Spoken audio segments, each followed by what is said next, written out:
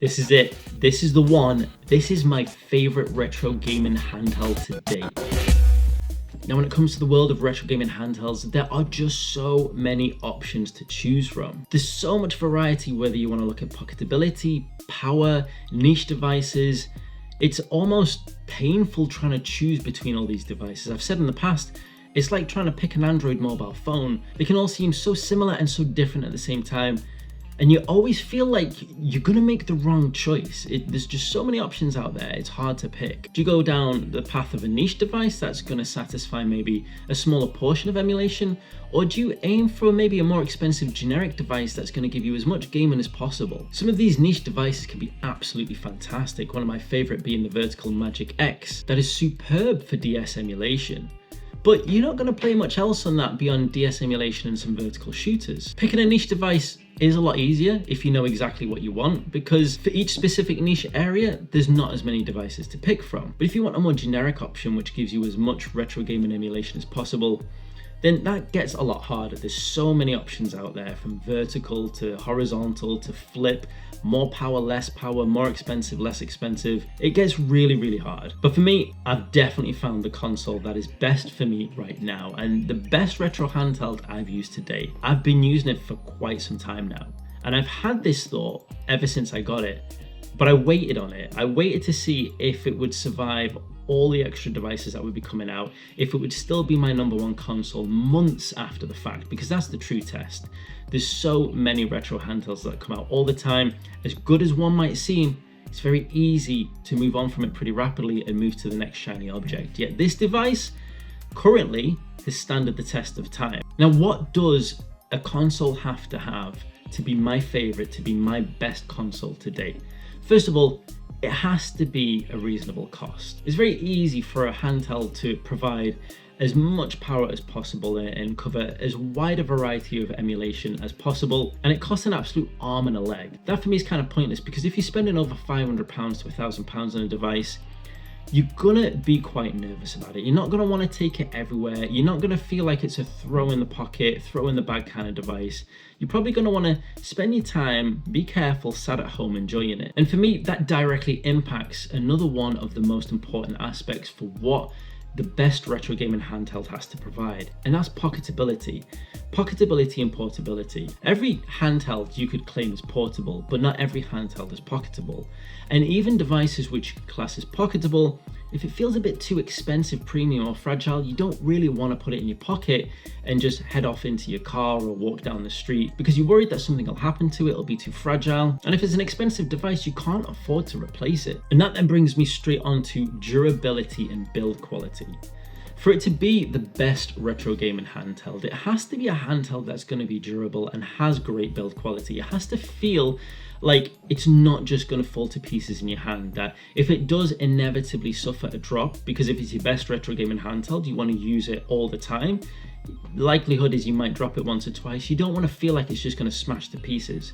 So durability is really important, and like I say, build quality as well. It has to feel good in your hands to hold, which also feeds on nicely to ergonomics. A retro gaming handheld that's going to be something that you play all the time has to feel good to play all the time. It has to feel comfortable. You can't be playing these devices for an hour on end and have cramped hands and it still fit the category of the best retro gaming handheld that you've got. But ergonomics is a tricky one because it can impact on pocketability. The RG557, for example, is a fantastically ergonomic handheld, and it is up there with my favorites, but it isn't one that I would class as highly pocketable, so by definition, it can't be my favorite retro gaming handheld. Following on from the ergonomics, it also needs to have fantastic controls. Analog sticks and analog triggers that are Hall effect, so they don't suffer from drift. Ones that feel comfortable to use and don't protrude too much, so they don't catch in your pockets. And for me, ideally, it needs to be staggered shoulder buttons and an analog stick above the D-pad. Carrying on with the physical aspects, the best retro gaming handheld also obviously has to have a fantastic screen, and preferably an OLED screen as well. There's no point in having great durability, great ergonomics, pocketability and everything if it hasn't got a great screen, because you need a great screen to play the games you want to play on it. But what games do I want from my favorite, from the best retro gaming handheld to date? Now, I definitely want everything up to and including PlayStation 2 emulation, GameCube emulation, and Wii emulation. Everything else is a nice bonus currently, because I think when it comes to retro gaming handhelds and emulation, software has a huge impact on things, and anything beyond those three, PS2, GameCube and Wii, I do think the software side of emulation gets a bit flaky. And so for me, my perfect retro gaming handheld currently comes in and ticks all those boxes at a great price, pocketability, etc., and gives me PS2, GameCube and Wii emulation. Anything else is a nice bonus, and I would want that all running on an Android operating system. Linux devices are really good fun and great to use, but I like the freedom of Android. I like to be able to do a few more things with my retro gaming handheld device than just playing the games. I like to be able to use them to watch TV, to surf the internet, and anything else you might want to do on an Android device as well. So it definitely needs to have Android on it. And to make sure I can do all of this stuff for as long as possible without being interrupted, it needs to have a great battery as well. But there's one thing I failed to mention, and this thing has become apparent to me over the past year or so as more devices have come out like this. And this ties in heavily with the pocketability and the durability aspect.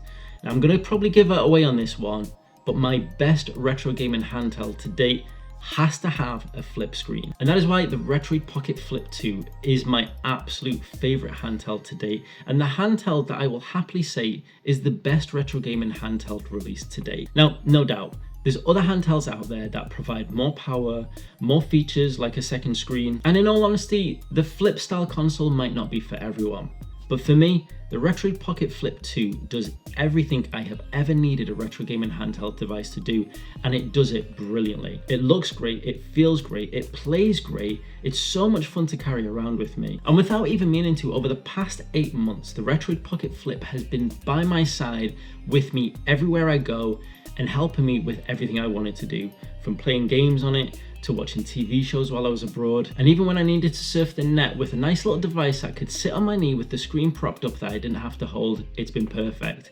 And more recently, that's all been with the heavy, strong competition of the AY and Thor right next to it.